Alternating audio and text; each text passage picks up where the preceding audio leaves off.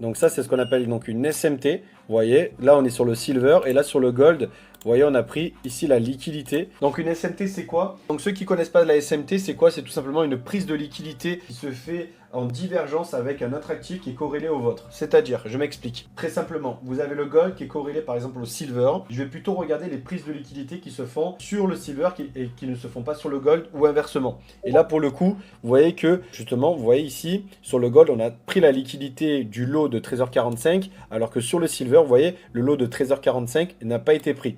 Et donc ça, c'est typiquement ce qu'on appelle une SMT, une divergence de prise de liquidité. Vous voyez, c'est en direct. Et ça, je vais m'en servir justement pour savoir quelles sont les liquidités qui ont été prises ou pas prises, justement. Ok, c'est vraiment très important. Des fois, ça peut servir, par exemple, vous ne comprenez pas, je ne sais pas si ça vous est déjà arrivé, vous, dans le chat, mais des fois, vous ne comprenez pas pourquoi le prix part maintenant alors qu'il y a une buy side ou une sell side à quelques millimètres de vous.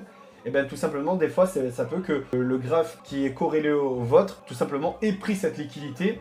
Et en fait, comme il apprend pour les deux, ben, ça suffit à votre graphique de repartir dans le marché inverse. Donc c'est ça ce qu'on appelle une SMT. C'est une prise de liquidité en divergence et ça va vous servir de savoir quand est-ce que les liquidités ont été prises